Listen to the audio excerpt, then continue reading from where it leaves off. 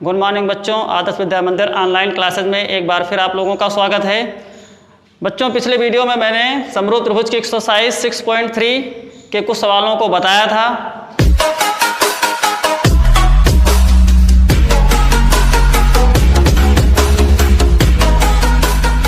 Question number 9 देखते हैं। आकृति में त्रिभुज ABC तथा त्रिभुज AMP दो समकोण त्रिभुज है। ABC और तथा AMP दो समकोण त्रिभुज हैं और जिसके कोण B और कोणीय समकोण है। तो ABC का कोण B समकोण है और AMP का कोण यम समकोण है। तब आपको सिद्ध करना है, इसके दो पार्ट सिद्ध करने हैं। पहला पार्ट है त्रिभुज ABC समरूप है त्रिभुज AMP के। त्रिभुज ABC समरूप है त्रिभुज AMP के। तो पहला पार्ट हम देखते हैं। पहले पार्ट का हल।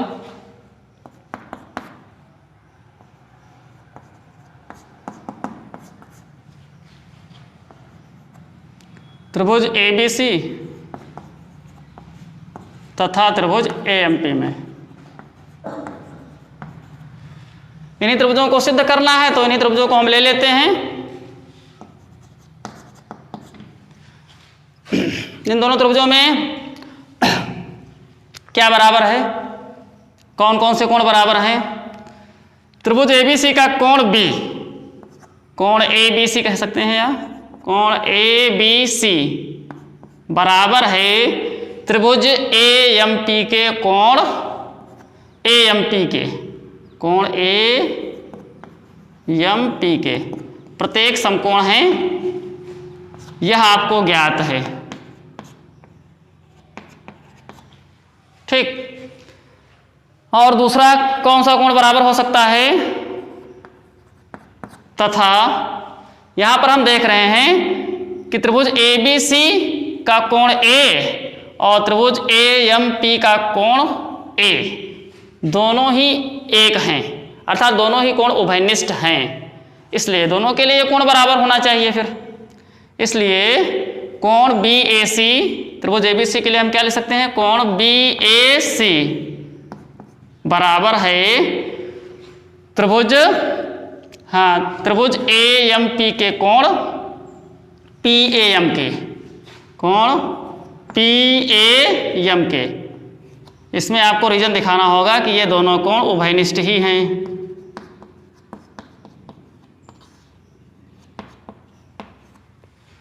उभयनिष्ठ हैं, इसलिए जब एक त्रिभुज के दो कोण दूसरे त्रिभुज के दो कोण के अलग अलग बराबर हैं, तो ये तीसरा कोण इनका बराबर होना चाहिए, स्वयं ही बराबर हो जाएगा। इसलिए त्रिभुज ABC का तीसरा कोण कौन सा बचता है, कोण ACB। कोण ACB बराबर हो जाएगा त्रिभुज AMP के कोण APM के। कोण APM के ये हो जाएगा शेष कोण। तो इस प्रकार से हम देख रहे हैं कि पहले त्रिभुज के तीनों कोण दूसरे त्रिभुज के तीनों कोणों के अलग अलग बराबर हैं, इसलिए ये दोनों त्रिभुज समरूप होंगे। इसलिए त्रिभुज ABC समरूप हो जाएगा त्रिभुज AMP के। त्रिभुज AMP के समरूप हो जाएगा और इसमें रीजन हो जाएगा एंगल एंगल एंगल समरूपता से समरूप हो जाएंगे। ठीक। और इसका दूसरा पार्ट भी बहुत ही आसान है। दूसरे पार्ट में भुजाएं समानुपाती दिखानी है, तो दूसरे पार्ट को सिद्ध करने के लिए आपको बस यही लिखना होगा, क्योंकि त्रिभुज ABC समरूप है त्रिभुज AMP के। त्रिभुज AMP के ये बात आप सिद्ध ही कर चुके हैं, सिद्ध कर चुके हैं। इसलिए जब ये दोनों त्रिभुज समरूप ही हैं तो इनकी संगत भुजाएं समानुपाती होंगी। तो इसलिए CA बटे PA बराबर BC बटे MP। CA तो CA के संगत इधर हो जाएगा PA, ठीक। और BC के संगत हो जाएगा इसमें का MP। तो जब दोनों त्रिभुज समरूप हैं तो दोनों जो है संगत भुजाएं समानुपाती होंगी।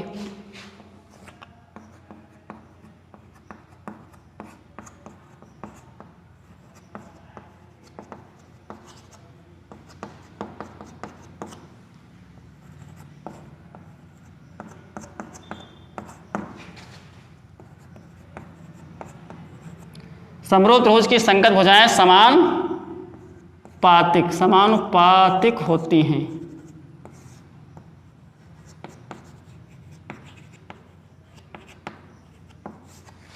तो दूसरा पार्ट भी इसका सिद्ध हो गया। क्वेश्चन नंबर 10 में क्या दिया हुआ है? CD तथा GH क्रमशः कोण ACB और कोण EGF के ऐसे समद्विभाजक हैं कि बिंदु D और H क्रमशः त्रिभुज ABC और FEG की भुजाओं AB और FE पर स्थित हैं। यदि त्रिभुज ABC समरूप है त्रिभुज FEG तो दर्शाइए कि पहला खंड है CD बटे GH बराबर AC बटे FG, आपको दर्शाना है। इसी का दूसरा पार्ट है त्रिभुज DCB समरूप है त्रिभुज HGE के, और इसी का तीसरा पार्ट है त्रिभुज DCA समरूप है त्रिभुज HGF। तो चित्र में त्रिभुज ABC आपका दिया हुआ है और त्रिभुज FEG दिया हुआ है। इसमें CD कोण C का समद्विभाजक है तथा GH कोण G का समद्विभाजक है।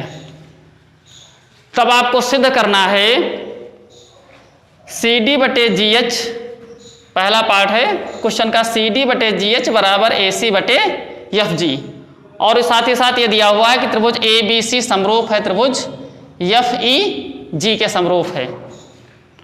तो उसको देखते हैं, पहले पार्ट का हल देखते हैं।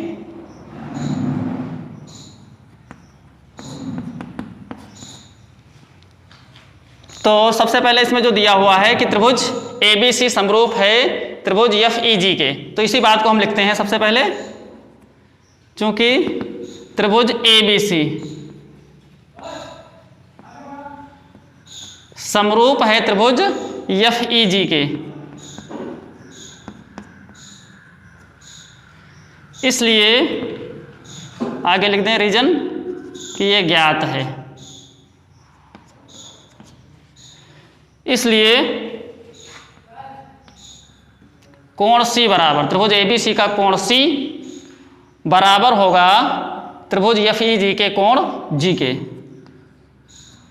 क्यों बराबर होगा? क्योंकि समरूप त्रिभुज के संगत कोण बराबर होते हैं। तो आगे आप लिख सकते हैं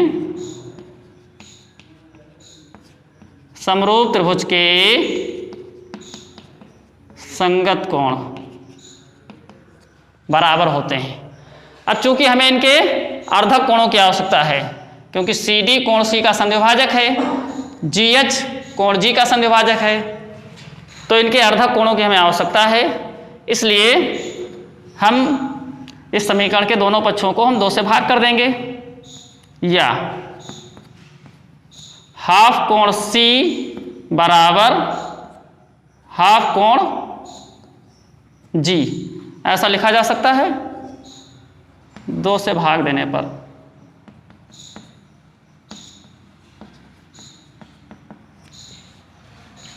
अब हाफ कोण G के स्थान पर आप हाफ कोण C के स्थान पर आप क्या लिख सकते हैं? कोण ACD,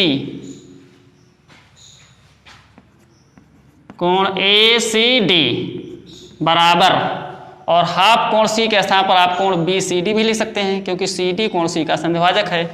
तो कोण ACD बराबर कोण BCD, तो हाफ कोण C के स्थान पर आप ऐसा लिख सकते हैं, दोनों ही पार्ट बराबर होंगे, बराबर। और हाफ कोण G के स्थान पर क्या लिख सकते हैं? कोण FGH, कोण FGH, और बराबर कोण EGH भी लिखा जा सकता है, कोण EGH, इसको समीकरण 1 मान लेते हैं क्योंकि आगे इसकी आवश्यकता पड़ेगी। अब आपको जो चीज़ सिद्ध करनी है, क्वेश्चन का पहला पार्ट दिया हुआ है CD/GH, तो CD देखो किस त्रिभुज में मिल रही है, CD भुजा ये है, CD का अनुपात GH से दिखाया गया है बराबर AC/FG, तो AC, तो CD और AC और GH और FG इन त्रिभुजों में पड़ रही है, अर्थात त्रिभुज ADC और त्रिभुज FHG, इन्हीं त्रिभुजों को लेकर के हमें समरूप दिखाना होगा। तो जिन त्रिभुजों की हमें आवश्यकता है तो उन्हीं त्रिभुजों को हम ले रहे हैं। अब त्रिभुज ACD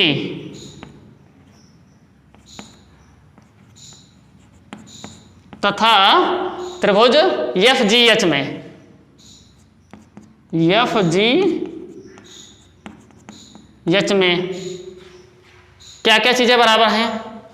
कोण A बराबर कोण F लिखा जा सकता है, कोण A बराबर कोण F, ऐसा इसलिए लिखा जा सकता है क्योंकि त्रिभुज ABC आपका त्रिभुज FEG के समरूप है, तो समरूप त्रिभुजों के संगत कोण बराबर होते हैं, समरूप त्रिभुज के ये संगत कोण हैं, समरूप त्रिभुज के संगत कोण बराबर होते हैं। और दूसरा कोण कौन सा आपको ज्ञात है? ये वाला कोण इस वाले कोण के भी बराबर ज्ञात है, ऐसा हम पहले भी निकाल चुके हैं। कोण ACD बराबर है कोण FGH के, कोण ACD बराबर है कोण FGH के, तथा कोण ACD बराबर है कोण FGH, कोण FGH, इसको लिख दें समीकरण 1 से।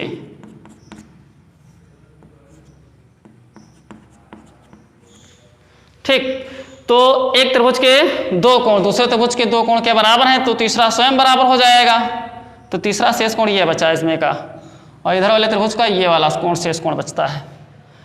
तो इसलिए कोण ADC बराबर हो जाएगा कोण FHG के, कोण FHG के शेष कोण। अतः त्रिभुज ACD समरूप होगा त्रिभुज FGH के,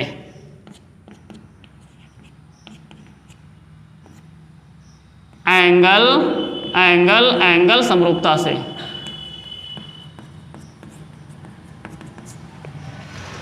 अब जब ये दोनों त्रिभुज समरूप हो गए हैं तो संगत भुजाएं समानुपाती होनी चाहिए, तो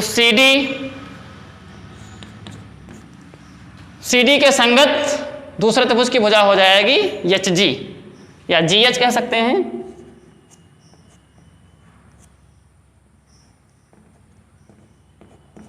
बराबर, और AC के संगत हो जाएगी FG, AC के संगत हो जाएगी FG। यही आपको सिद्ध करना था।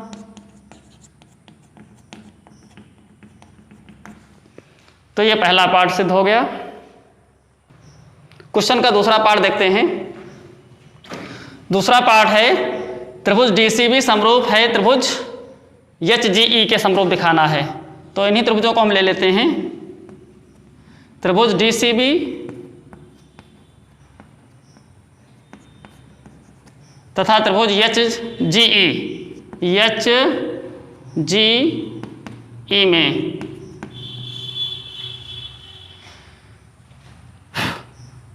इन दोनों त्रिभुजों में देखते हैं कि कौन कौन से कोण बराबर हैं। ये वाला कोण इसमें के इस कोण के बराबर है, कोण B बराबर कोण E, कोण B बराबर कोण E, समरूप त्रिभुजों के संगत कोण हैं।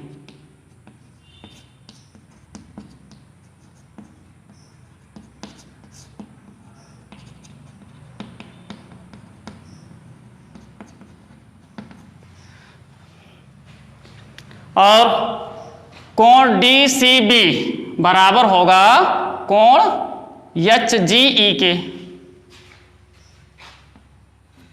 कोण डी सी बी बराबर है कोण एच जी ई के। इसमें इसको हम लिख सकते हैं समीकरण 1 से। पहले वाले खंड में मैंने जो समीकरण 1 बनाया था उसी समीकरण का हम इसमें यूज कर लेंगे।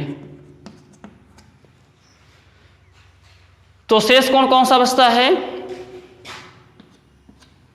ये वाला कोण, कोण बी डी सी, और इधर शेष कोण बचता है कोण ई जी एच के बराबर हो जाएगा कोण बी डी सी बराबर हो जाएगा कोण ई एच जी के, कोण ई एच जी शेष कोण। इसलिए आप कह सकते हैं कि ये दोनों त्रिभुज समरूप हैं। इसलिए त्रिभुज डी सी बी समरूप है त्रिभुज एच जी ई के, त्रिभुज एच जी ई के। वही समरूपता एंगल एंगल एंगल समरूपता से। ये भी पार्ट आपका सिद्ध हो गया। क्वेश्चन का तीसरा पार्ट देखते हैं। तीसरे पार्ट में आपको सिद्ध करना है त्रिभुज डी सी ए। त्रिभुज डी सी ए समरूप है त्रिभुज एच जी एफ के। तो इन्हीं त्रिभुजों को हम ले लेते हैं। त्रिभुज डी सी ए तथा त्रिभुज एच जी एफ।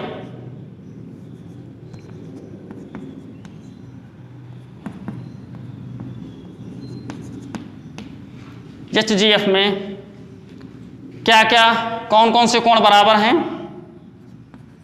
इन दोनों त्रिभुजों में कोण ए बराबर है कोण एफ के। इसमें भी वही बात लिखेंगे, समरूप त्रिभुज के संगत कोण।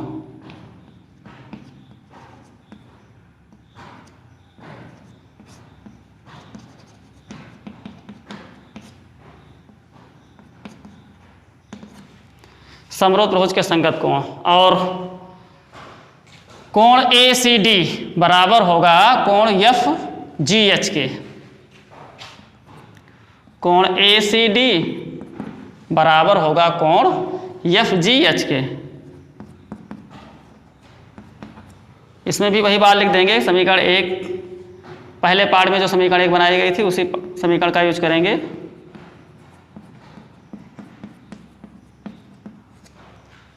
बराबर कोणों के ये अर्धक हैं इसलिए बराबर होंगे। तो शेष कोण कौन सा बचता है? कोण ए डी सी। इसलिए कोण ए डी सी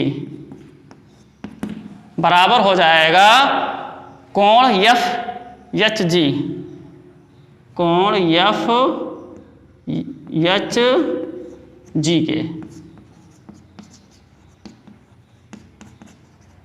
शेष कोण अतः ये भी दोनों त्रिभुज समरूप हैं। अतः त्रिभुज ए डी सी समरूप होगा त्रिभुज एफ एच जी के, एफ एच जी के। इसमें भी एंगल एंगल एंगल समरूपता लागू हो रही है। समरूपता से यह भी प्रूव्ड हो गया।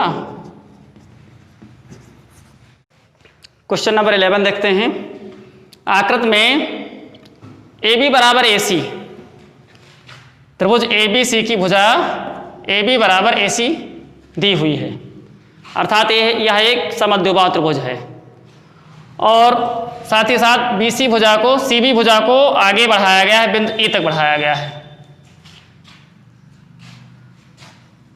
और यदि इसमें ए डी लंब बी सी, ए डी लंब है बी सी के तथा ई एफ लंब है ई एफ, इसका नाम है ई एफ, ई एफ लंब है ए सी के, तब आपको सिद्ध करना है त्रिभुज ए बी डी, त्रिभुज ए बी डी समरूप होगा त्रिभुज ई सी एफ के, ई सी एफ के समरूप है।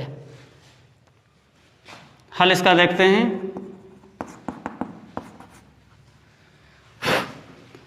अब चूंकि त्रिभुज ABC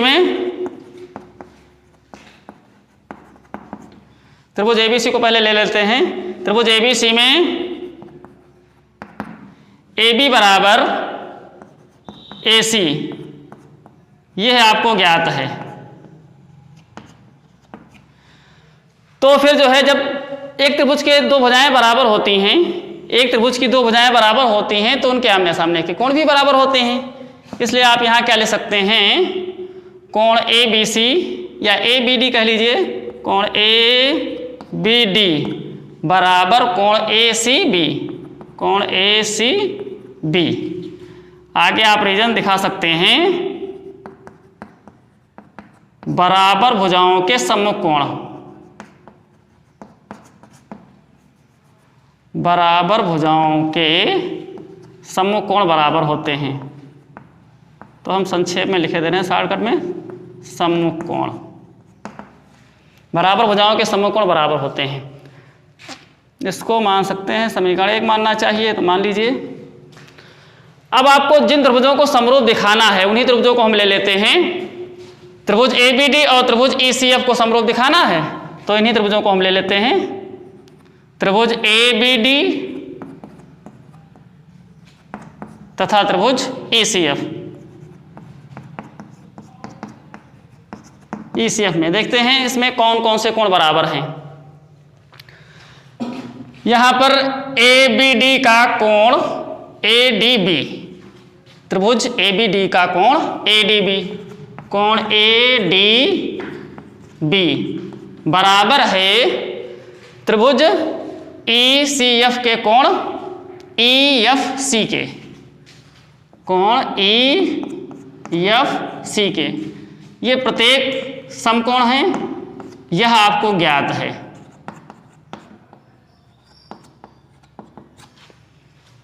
और दूसरी बात इसमें क्या ज्ञात है आपको,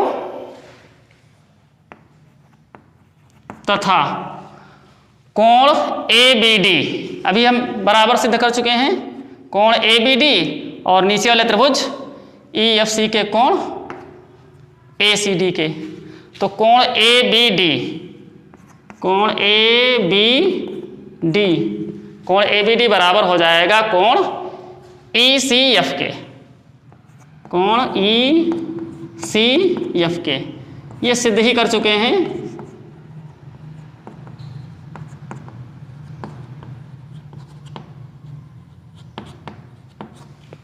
समीकरण 1 में देखिए ये सिद्ध कर चुके हैं, दिखा चुके हैं। ABD बराबर है कोण ACB के, कोण ACB। तो ACB को, इस वाले कोण को आप आवश्यकता अनुसार ECF भी लिख सकते हैं। तो जब एक त्रिभुज के दो कोण दूसरे त्रिभुज के दो कोण के बराबर हैं तो तीसरा अपने आप बराबर हो जाएगा। इसलिए शेष कोण कौन सा बचता है, ये वाला त्रिभुज BAD का कोण BAD, कोण BAD, त्रिभुज ABD के कोण BAD, और इसमें बचता है ये वाला कोण त्रिभुज ECF का कोण CEF के, कोण CEF। शेष कोण। तो इस प्रकार से पहले त्रिभुज के तीनों कोण दूसरे त्रिभुज के तीनों कोणों के अलग अलग बराबर हैं, अतः इन त्रिभुजों को आप समरूप कह सकते हैं। इसलिए त्रिभुज ABD समरूप है त्रिभुज ECF के।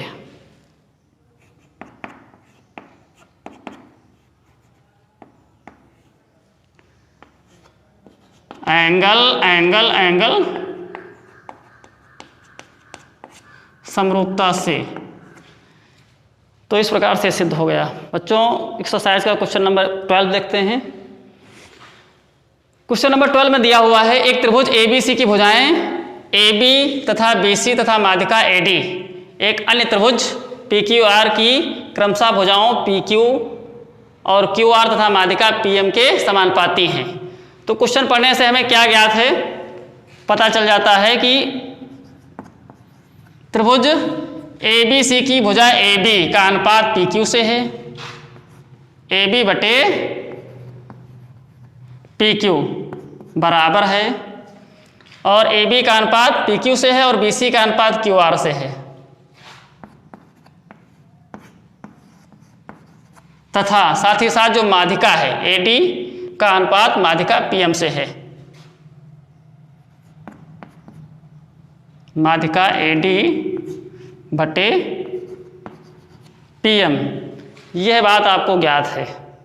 तब आपको सिद्ध करना है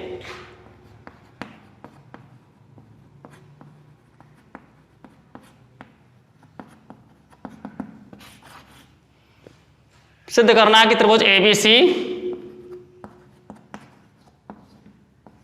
समरूप है त्रिभुज पीक्यूआर के, त्रिभुज पीक्यूआर के समरूप है। यह आपको सिद्ध करना है। तो इसका हल देखते हैं।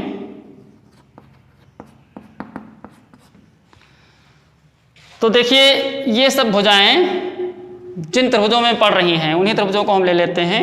ए बी बटे पी क्यू, बी सी बटे क्यू आर और ए डी बटे पी एम। तो देखो ए बी और पी क्यू, बी सी और बी सी का पार्ट जो है बी डी हो जाएगा और क्यू आर का पार्ट क्यू एम इसी त्रिभुज में पड़ेगा और ए डी और पी एम इसी त्रिभुज में पड़ेगा। तो हमें त्रिभुज ए बी डी तथा त्रिभुज पी क्यू एम लेना होगा। इसलिए त्रिभुज ए बी डी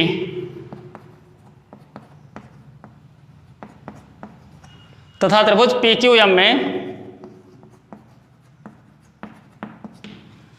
चूंकि आपको दिया हुआ है,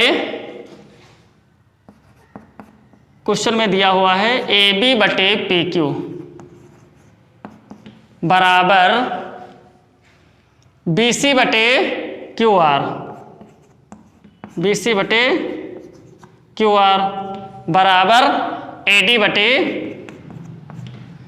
बटे पी एम। यह बात आपको ज्ञात है।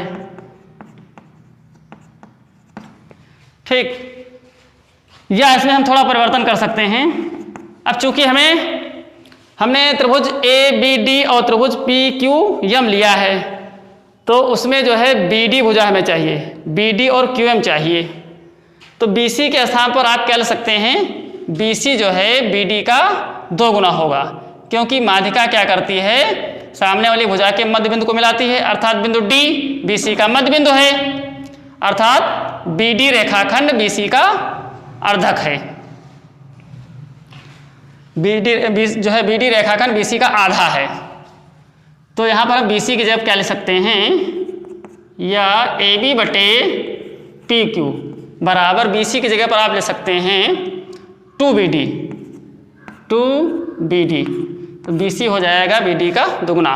इसी प्रकार से यम क्यू आर का मध्य बिंदु है, इसलिए क्यू आर के स्थान पर ले सकते हैं 2 क्यू एम, 2 क्यू एम बराबर ए डी बटे पी एम, या ये 2 पर नीचे कैंसिल हो जाएगा, ए बी बटे पी क्यू बराबर बी डी बटे क्यू एम बराबर ए डी बटे पी एम। और इसमें जो परिवर्तन किया गया उसका रीजन दिखाना चाहे तो ये सारगर में ले सकते हैं, डी बी सी का मध्य बिंदु है, चूंकि डी बी सी का मध्य बिंदु है,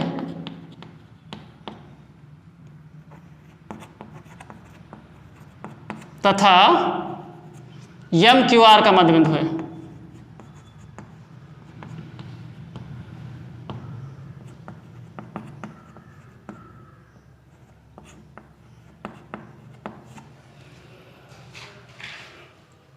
इस प्रकार से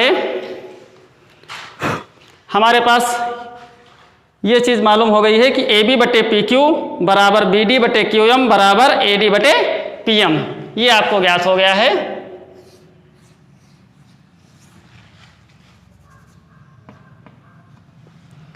तब हम क्या ले सकते हैं, अब चूंकि इस त्रिभुज में हम देख रहे हैं त्रिभुज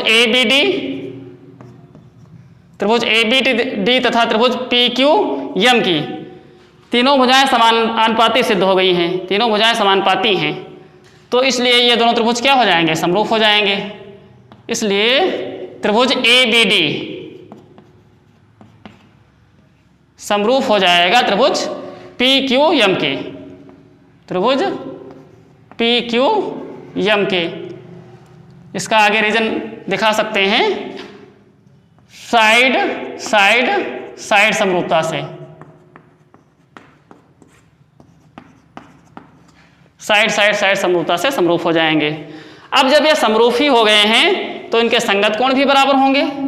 जब दो त्रिभुज समरूप होते हैं तो संगत कोण बराबर होते हैं, तो कोण B कोण Q के बराबर दिखाया जा सकता है। इसलिए कोण B बराबर हो जाएगा कोण Q के। ठीक, इसको मान सकते हैं समीकरण 1, और इसके सामने आप रीजन दिखा दें, समरूप त्रिभुज के संगत कोण, समरूप त्रिभुज के संगत कोण बराबर होते हैं।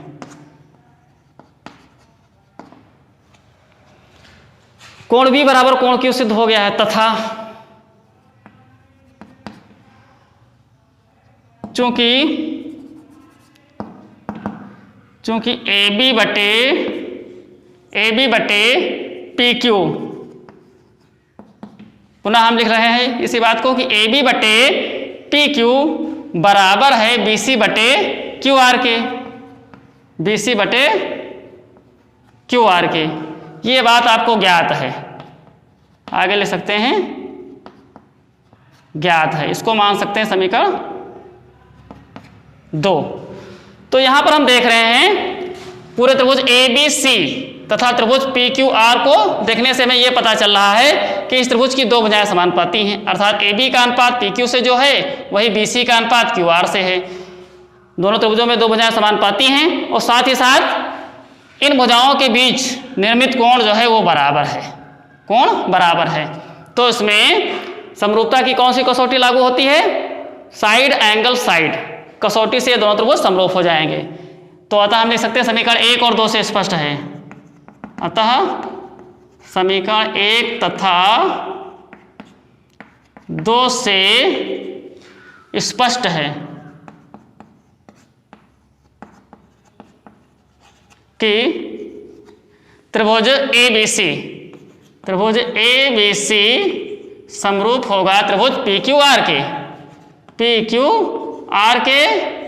कौन सी समरूपता कसौटी से, साइड एंगल साइड समरूपता से। तो साइड एंगल साइड समरूपता कसौटी से दोनों तो समरूप हो जाएंगे।